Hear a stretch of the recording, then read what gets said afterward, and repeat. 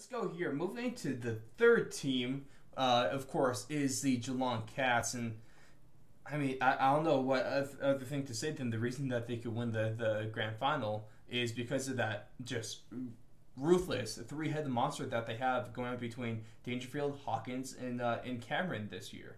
When Cameron's in the game, and he can kick 3-4 goals. The other guys, I mean, they could combine for anywhere between 8 to 4 goals or 8 to 12 goals a game, and no one would really bat an eye at that or really be too shocked. So obviously that's something huge there.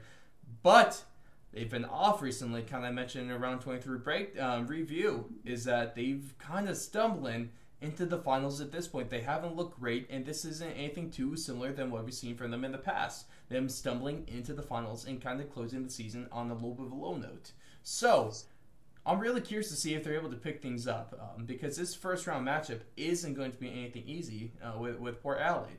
So, I don't know, man. Like, this team, with how they looked, I guess, recent form, it caused me to push back on them, and that's my biggest worry with them.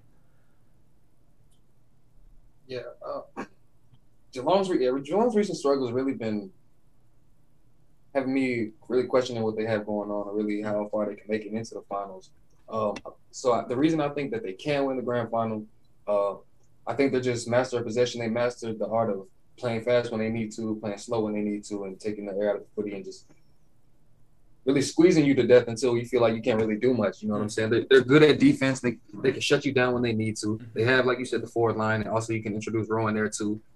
They just have all those dangerous players, and they have the great defense as well. But the reason why they might not win it is I think their midfield is okay. I think Cam Guthrie's a good player. He gets the disposal numbers, but he's not as damaging a player as a lot of these other midfield players that we have in finals right now. So I think that might get neutralized.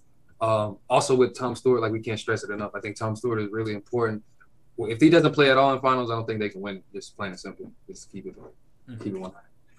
So for me, I think Geelong's thing is they have to play at their own pace. If they play how they want to play, they'll win the game. So the reason I think they'll lose is if a team just outruns them.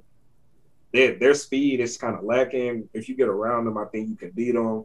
If you can get around them consistently and make goals off it, make them pay for it, then yeah.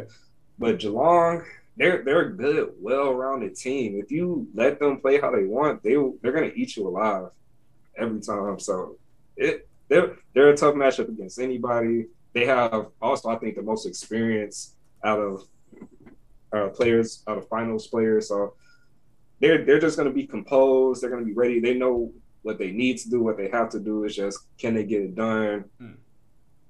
I'm excited to see what they do in the finals. Oh, good old Geelong. It's a very interesting team every year because they do have one of the most experienced teams every year. For me, the reason that they win the title is Danger. If Dangerfield plays the way Dangerfield can, he is the most devastating player in the league next to Dusty Martin. Plain and simple. It's very hard to argue that because when he's on, he's on.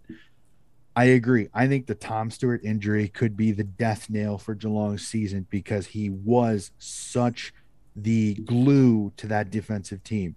He is the great intercept marker and a great ball mover. He was just as good as intercepting as he was moving the ball up the field. So then their midfields, the Duncans, the Selwoods, the Dangerfields, even Reece Stanley when he decides when he wants to play the rock situation, they can move the footy. And then when you've got Hawkins, one of the most deadly forwards in the game, Jeremy Cameron, who's sneaky good, you've got Garen Myers, you've got Gary Rowan, you've got so many weapons on this Geelong team that if they get going, they're very, very difficult to stop.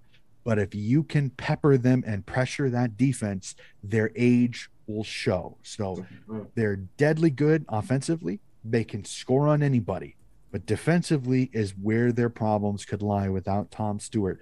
They've still got a lot of talent there. But if you can keep peppering them, if you can continue to pressure their defensive, I think it breaks. And that could be the death nail for Geelong in this season with the injury that unfortunately came at the worst possible time.